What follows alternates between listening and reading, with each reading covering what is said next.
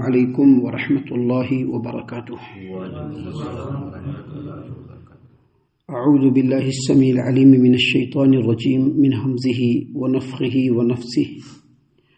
بسم اللہ الرحمن الرحیم۔ اولیس الذی خلق السماوات والارض بقادر علی ان یخلق مثلهم بلا وهو الخلاق العلیم۔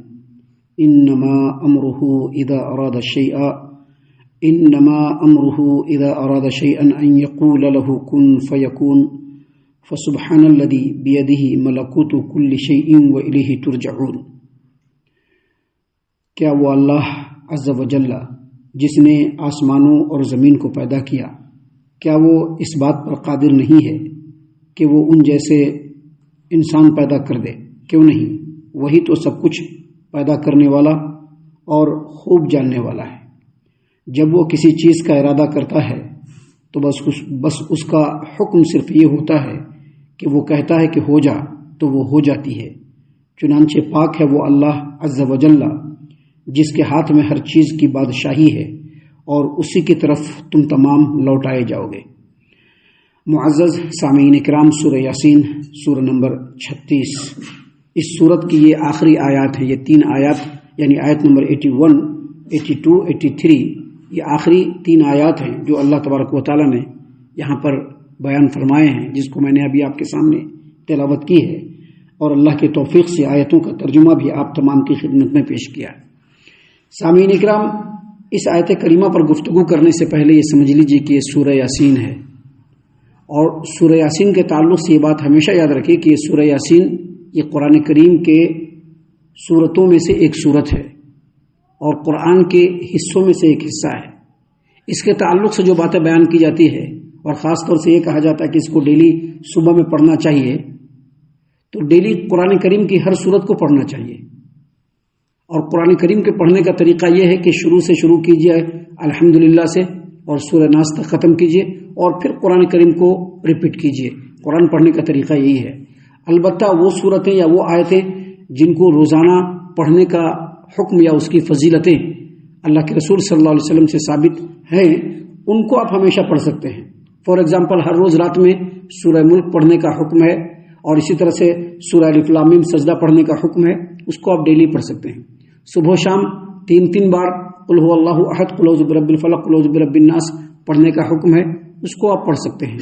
ہر روز سورۃ البقرہ پڑھنے سے گھر سے بھی شیطان اور ادھر ادھر کی چیزیں نکل جاتی ہیں، اور جسم کے اندر سے بھی نکل جاتی ہیں، تو آپ روزانہ سورۃ البقرہ پڑھ سکتے ہیں۔ وہ سورت جس کے بارے میں روزانہ پڑھنے کا حکم نہیں ہے اور اس کو کسی خاص عقیدے کے ساتھ روزانہ پڑھنا، یہ شرعی اعتبار سے درست نہیں ہوگا۔ دوسری بات اس سلسلے میں سمجھ لیجیے کہ سورہ یاسین ہو یا کوئی بھی سورت ہو، اس کو نازل کرنے کا اصل مقصد یہ ہے کہ ان سورتوں اور ان آیتوں کو پڑھا جائے، ان کے معنی اور مفہوم کو سمجھا جائے، اور اس پر غور کیا جائے اور اس پر عمل کیا جائے۔ خالی سورہ یاسین پڑھ لینے سے بات نہیں بنے گی، بلکہ سورہ یاسین کے اندر کیا کیا باتیں ہیں وہ سمجھنا چاہیے۔ ابھی دیکھیں سورہ یاسین آپ کے سامنے اب تک تلاوت کی گئی، روزانہ تھوڑی آیتیں، 2-4 آیتیں روزانہ آپ کے سامنے پیش کیا گیا، اس کا ترجمہ اور اس کی تفسیریں پیش کی گئی۔ مقصد کیا ہے؟ آپ سمجھیے کہ سورہ یاسین میں اللہ نے کیا بیان فرمایا ہے، اس میں ہمارے لیے کیا نصیحت ہے۔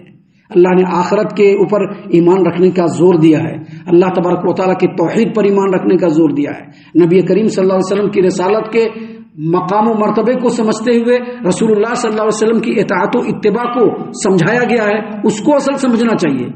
باقی یہ کہ روزانہ پڑھا جائے اس سے برکت مل جائے گا، یہ سب کچھ ہونے والا نہیں ہے۔ دیکھیے یہ آخری 3 آیتیں ہیں جس میں اللہ تبارک و تعالیٰ نے بیان فرمایا، اولیس الذی خلق السماوات والارض بقادر علی ان یخلق مثلهم بلا وهو الخلاق العلیم۔ کیا وہ اللہ جس نے آسمانوں اور زمین کو پیدا فرمایا، کیا وہ اس بات پر قادر نہیں کہ وہ ان جیسے انسانوں کو پیدا کر دے؟ کیوں نہیں، وہی تو سب کچھ پیدا کرنے والا اور خوب جاننے والا ہے۔ یہاں پر اس آیت کریمہ میں اللہ تبارک و تعالیٰ نے اپنی عظیم الشان قدرت کاملہ کو بیان فرمایا ہے کہ اللہ عز و جل وہ ذات ہے جس نے 7 آسمانوں کو ثوابت اور سیاروں کے ساتھ پیدا فرمایا ہے نا۔ گلیکسی کے اندر کتنے سارے انترکش میں کتنے سارے گولے ہیں، ہے کہ نہیں؟ وہ سب سیارے ہیں۔ 7 آسمانوں کو ثوابت اور سیاروں کے ساتھ پیدا کیا، اور 7 زمینوں کو پہاڑوں، دریاؤں، صحراؤں، پیڑ پودوں اور ہر چیز کے ساتھ ساتوں زمینوں کو پیدا کیا، وہ عظیم الشان اللہ عز و جل جس نے اتنے عظیم الشان چیزوں کو پیدا فرمایا، کیا وہ اللہ تبارک و تعالی انسان کو دوبارہ پیدا نہیں کر سکتا؟ استدلال کیا اللہ تبارک و تعالی نے۔ ساتوں آسمانوں کو ثوابت و سیارے کے ساتھ پیدا کیا، ساتوں زمینوں کو پہاڑوں، صحراؤں، جنگلوں، دریاؤں کے ساتھ پیدا کیا۔ وہ اللہ عز و جل استدلال کر رہا ہے کہ جس رب نے اتنے عظیم الشان چیزوں کو پیدا کیا، کیا ایک چھوٹے سے انسان کو ایک بار پیدا کر کے دوبارہ پیدا نہیں کر سکتا ہے؟ بالکل پیدا کر سکتا ہے۔ یہاں پر ہم لوگوں کے لیے سبق کیا ہے؟ ہم لوگوں کو مرنا ہے، اور مرنے کے بعد دوبارہ رب کے بارگاہ میں پہنچنا ہے، اور وہاں پر اللہ تبارک و تعالیٰ سے اپنی دنیا میں کیے ہوئے تمام کرموں کا حساب کتاب بھی کروانا ہے اللہ تبارک و تعالیٰ سے۔ اسی لیے اللہ نے کہا کہ کیا وہ اللہ جس نے آسمانوں اور زمین کو پیدا کیا، کیا وہ اس بات پر قادر نہیں کہ وہ ان جیسے انسان کو دوبارہ پیدا کر دے؟ اور پھر اللہ عز و جل نے خود جواب دیا اور کہا بلا، کیوں نہیں، اللہ ضرور پیدا کر سکتا ہے۔ جو اللہ اتنے عظیم الشان آسمانوں کو اور آسمانوں کے اندر اتنی ساری چیزوں کو جو اللہ نے پیدا کیا، یہ زمین اور زمین کے اندر اتنی ساری چیزوں کو اللہ نے پیدا کیا، وہ دوبارہ انسان کو پیدا نہیں کر سکتا ہے؟ بلا، کیوں نہیں پیدا کر سکتا ہے۔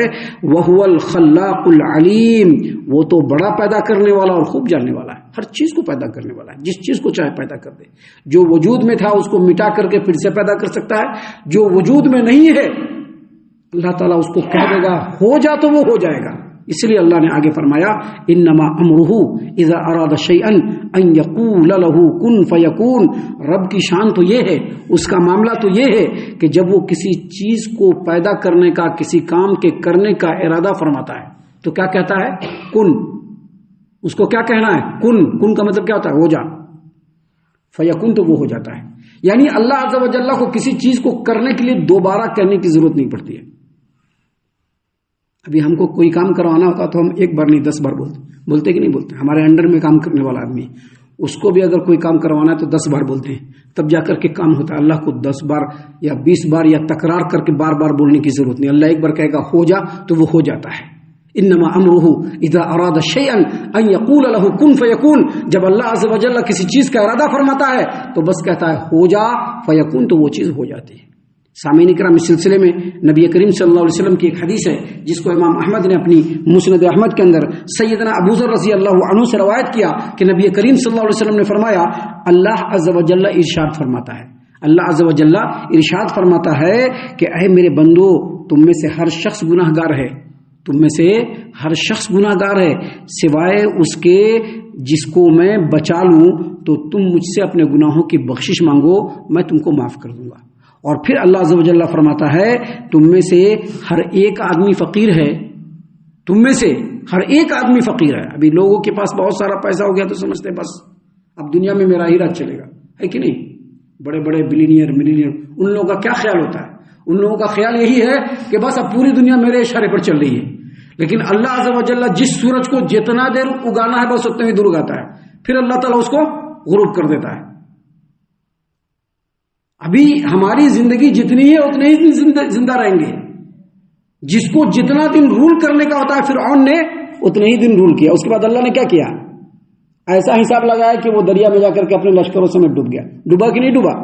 تو اللہ عز و جل نے فرمایا کہ تم میں سے ہر شخص فقیر ہے، محتاج ہے میرا، سوائے اس کے جس کو میں غنی کر دوں۔ میں جس کو غنی کر دوں گا وہ غنی ہے، وہ فقیر نہیں ہے۔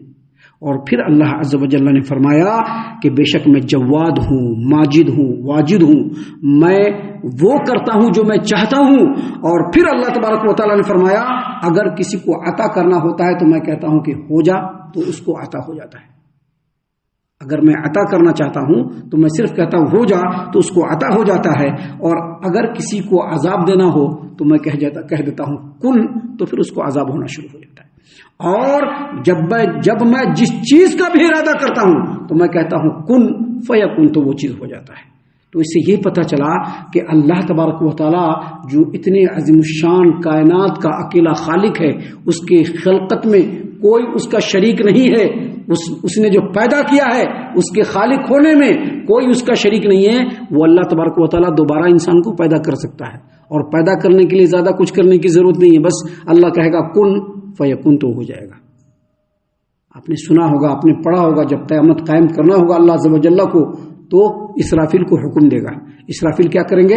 دوبارہ سور پھونکیں گے، اور جیسے ہی وہ سور پھونکیں گے زمین میں سے بل بل بل بل سب نکلنا شروع ہو جائے گا، سارے لوگ نکلنا شروع ہو جائیں گے، جو جہاں پر ہوگا وہیں سے نکل جائے گا وہ، اور نکل کر کے پھر سب کے سب کو میدان محشر میں ہکا دیا جائے گا. اللہ تبارک و تعالیٰ ان تمام باتوں کو بیان کرنے کے بعد آگے فرما رہا ہے اللہ عز و جل، فسبحان الذی بیدہ ملکوت کل شیء والیہ ترجعون. تو وہ ذات پاک ہے جس کے ہاتھ میں ہر چیز کی بادشاہت ہے اور اسی کی طرف تمہیں لوٹ کر کے جانا ہے. فسبحان الذی، سبحان کا مطلب یہ ہے کہ وہ ذات جو ہر طرح کے عیب سے، نقص سے، برائی سے، کمی سے بالکل پاک ہے. دنیا میں کوئی بھی کمپلیٹ نہیں سوائے اللہ عز و جل کے. دنیا میں کوئی بھی کمپلیٹ نہیں ہے سوائے اللہ عز و جل کے. اللہ عز و جل کے علاوہ کوئی کمپلیٹ نہیں. ہمارے نبی صلی اللہ علیہ وسلم موت آئی کہ نہیں موت آئی؟ مارا لوگوں نے تو دانت ٹوٹا کہ نہیں ٹوٹا؟ زہر دیا تو لاسٹ میں وہ زہر ایسا کیا کہ رگوں کو کاٹنے لگا کہ نہیں کاٹنے لگا. اور اللہ عز و جل کے بعد سب سے بڑی ہستی وہ مکمل نہیں، صرف اللہ عز و جل ہر چیز سے پاک ہے، ہر برائی سے پاک ہے. یہ عقیدہ رکھنا. محمد صلی اللہ علیہ وسلم ہیں ہمارے دلوں کے اندر ہے، ان کا مقام اتنا بڑا ہے کہ وہ جو حکم دیں گے سب سے پہلے ہم سر جھکائیں گے. لیکن کیوں؟ کیونکہ اللہ نے ان کے بارے میں یہ حکم دیا ہے. تب اگر اللہ نے حکم نہیں دیا ہوتا تو نہیں کرتے تھے. اللہ نے حکم دیا ہے تب، لہذا اللہ نے یہاں پر کہا فسبحان، پاک ہے وہ ذات، یعنی اللہ عز و جل ہر طرح کے عیب سے، برائی سے، نقص سے، ہر طرح کی کمی سے پاک ہے. کون؟ اللہ تبارک و تعالی ہر طرح کے عیب و نقص سے جو ہے منزہ اور مبرہ پاک ہے وہ اللہ تبارک و تعالی. اسی کے ہاتھ میں آسمانوں اور زمین کی کنجیاں ہیں. کنجیاں ہیں کیا مطلب؟